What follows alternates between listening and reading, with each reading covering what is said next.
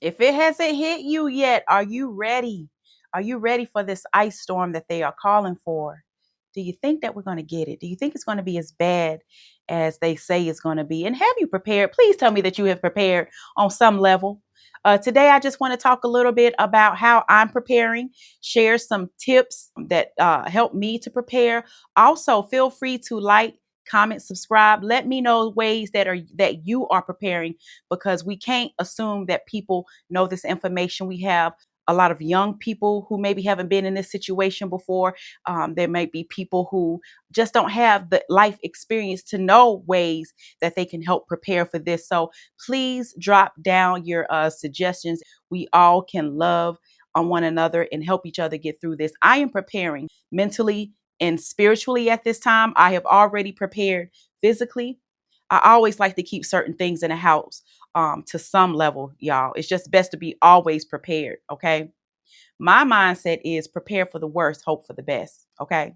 I am Coach Latasha, self revival and master spirit coach. I empower survivors of abuse by teaching you how to navigate and eliminate the mental, physical, and spiritual challenges that follow abuse. However, I'm going to be talking about preparing for this storm and talk about some of the spiritual things, some of the spiritual lessons that I'm feeling as I'm awaiting the storm in North Carolina. And we're in panic. We're panicking down here. The stores, the grocery stores are empty. It's hard even getting in line to get gas. People are really panicking, and it's because we're not used to this. We're just not used to this level of winter type weather, more so in the mountains than where I am.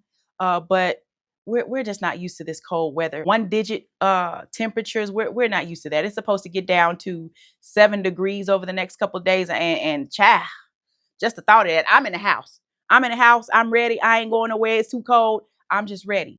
There's a couple of things that came to my mind with this storm, family. And let me know if you agree. You know, my conspiracy hat is on. I never put anything past this government. I never put anything past this government. And I started thinking, like, what if this is just one of their ploys? What if they have HARP, HAARP on this, playing with the weather again? Because I do believe that HARP plays with the weather in the atmosphere. Although they claim that the signals or the frequencies that they send out don't affect the weather, you can't believe anything they say. So I'm really wondering, is this a ploy? Is this something that they're doing to try to cause mass devastation? Because I already think our administration, our president, has been sent to escalate the New World Order. I really do believe that. This has been in the making for centuries. And we really have to begin to look at things all around. Okay. It might not be that, but I'm just saying, why not? You know, we really have to think about these things and not put things past our government when we look at how the government has treated its own citizens, and especially blacks. Okay. Anyone who can treat anyone like that will do anything to any group of people. Just know that. Just know that you're not special. Okay. We all out here are getting the same type of treatment out here in America. And I don't put anything past them. You know, your president out here gaslighting the people, claiming that the grocery prices have gone down, claiming that gas is down. I ain't seen it. Just looks like another narcissist trying to gaslight to me. Why isn't this president locked up? He should have been impeached by the things that he's done, but he's not. He's allowed to continue. And I believe that he's been allowed to continue because he's doing exactly what they want. He's the type of off kilter, unhinged, don't care about any repercussions, war hungry type individual that they want to escalate this new world order. And we just have to think about it. Is this something that they're doing to try to cause mass devastation so that the people are hungry and that we are more easily controlled? These are a couple of things that have been coming to my mind. Also, we're getting some of that industrial fog here in North Carolina. Normally, when it's about to snow, there is a level of cloudiness or overcast in the sky, but it's been this very chemically smelling fog that I've been noticing since Monday here in North Carolina, here in Greensboro is where I'm located. But I drove through a couple of cities and it was the same thing. So I was like, is there a fire somewhere? Is there something going on that I don't know about? And to my knowledge, I didn't find anything as far as a fire or anything like that, or any type of explanation that could be causing this. But I thought back to some of the TikTok conspiracies that I've seen a few months ago talking about this weird fog that people are seeing. And I've been noticing this pop up in North Carolina since about September of 2025. I have asthma and I have the nose of a canine. I am very sensitive to smell. I'm a sky watcher. I'm always watching the sky. I'm always watching the sky. So I'm always looking at the moon, looking at the stars, looking at the birds, seeing what nature is telling me. And I don't like what I've been seeing. It just has me really wondering. Can this be an act of God, of the Most High, of Mother Nature? Absolutely. Absolutely. In times like this, I like to remind myself that none of us are above anything. All our lives are just so fragile. We are really in a fragile position when we really think that a lot of us think that we are indestructible as humans. We think that we're so smart. We think that we're so advanced, but all it takes is an act of God, an act of nature to eliminate us. Okay. Life is precious. So in times like this, I've really just been praying for everyone, praying for everyone's safety and wellness, praying for the elders, praying for the women who might be pregnant during this, praying for the women who might be cooped up with an abuser. My heart has really been with a lot of the collective and just praying for us all because, family, we are really, truly in this together. So if you are going through this, if you are enduring this, if you're locked up, if you have elderly neighbors, check on them, please. If you have elderly family members and if you have the space, why not, um, stay together and so that everyone is taken care of? It's really times like this to where I try to calm my anxiety because I start feeling the anxiety of the world.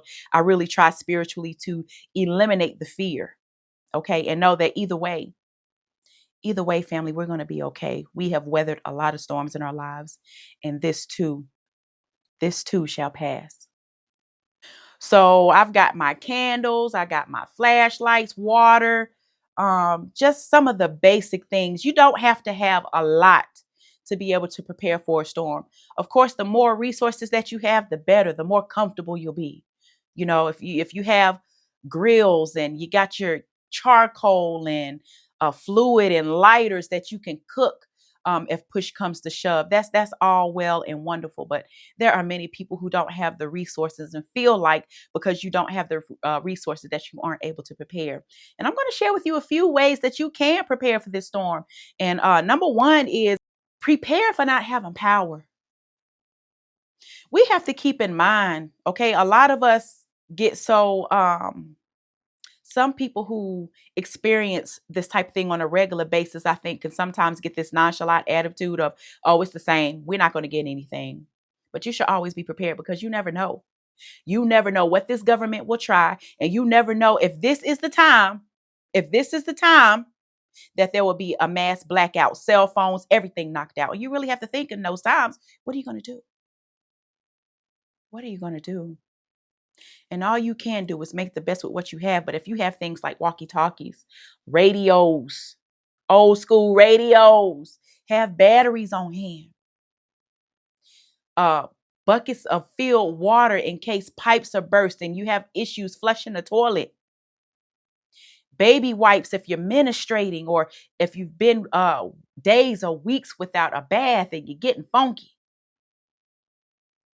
candles, for entertainment during the daylight hours. Why not have a family game of Monopoly if you're with your family?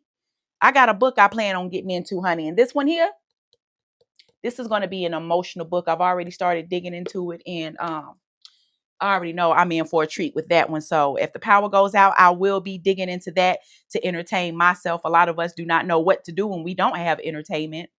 And when it comes to those times, we really have to dig deep and really think about things on a deeper level. and not be so distracted with all the things that this government, that this life has put in front of us to focus on. My state called the state in North Carolina, a state of emergency was declared, what, 2 days ago?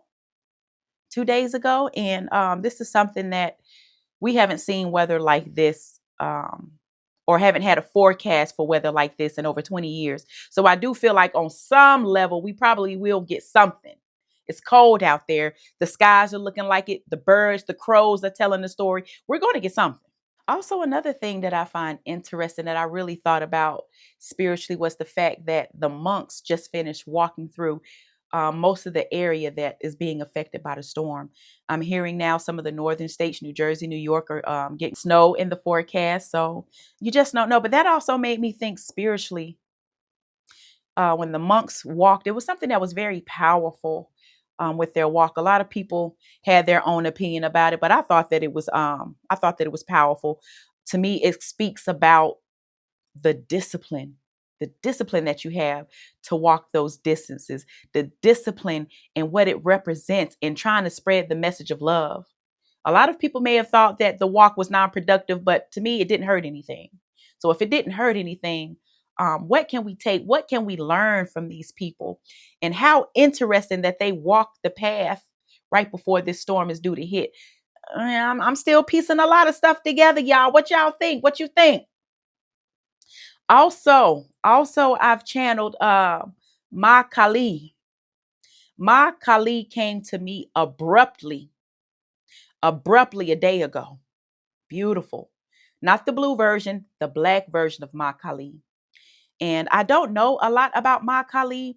I have been doing some research. I will be doing some deeper research because she has come to me. I do channel different deities often.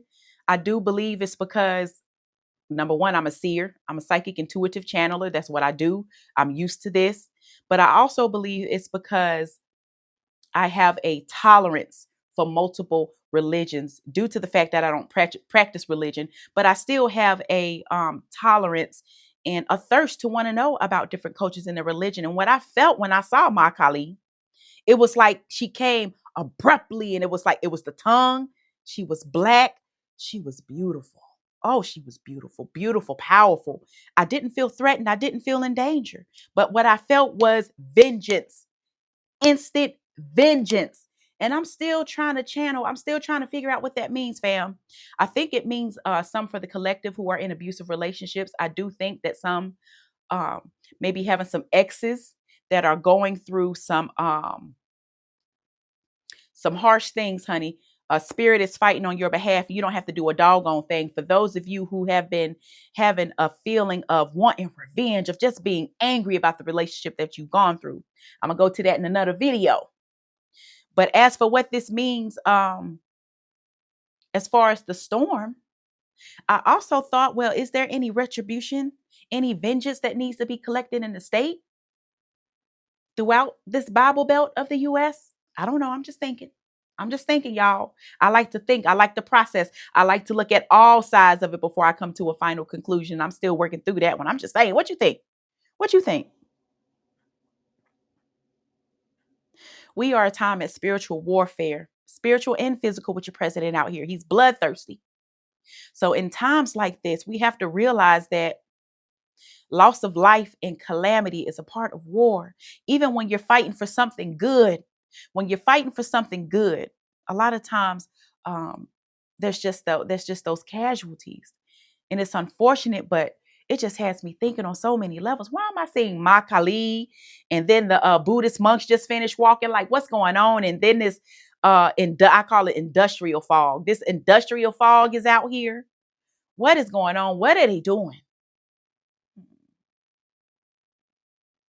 Got me thinking, y'all. But I really just wanted to come on here and just tell people um, not to try your best not to be in the spirit of fear, because that's what this government wants. They want us to be in fear. They want us to feel powerless. This is a way that they energy siphon from us. Take your safety seriously. If you don't have to be out there, do not be out there. If it's not safe for you to drive to work, call out. Call out. Because best believe, honey, if something happens to you, they won't care. They'll move on like it's nothing. These companies don't value your life, so value your own. Stay safe, family. I just wanted to come on and have a brief conversation with you while I still have power. I have made my last supper. Hopefully, it won't be my last, but I have cooked me a good dinner. I have my house clean. No one wants to be in the dark in a funky, dirty house. So, prepare your house, wash yourself, wash your body. You don't know the next time you'll be able to wash again. Get those dishes out the sink, okay? Make it easy for yourself with the best that you have. Do what you can with what you have, family. Don't forget to like, share, comment, subscribe. Put your ideas in the comments. Let me know how you are preparing for the storm. Be safe, family. Do not let this spirit of fear take over you. This too shall pass. We will be okay. I love you, and I'll see you soon. How many times in our life that we actually sit down, slow down, stay at one place and just feel our heartbeat? See ourselves, look at ourselves, and tell us that we love ourselves. How many times in our life that we actually can do this? Really? It's because we are too busy, way too busy chasing the outside world. That money, that house, that cars, that clothes, everything in life that we've been chasing. We run after it. We try to chase the world. We're afraid that we're gonna be left behind. And the more we run, the more we rush, the more we chase, the more we cannot come back to ourselves.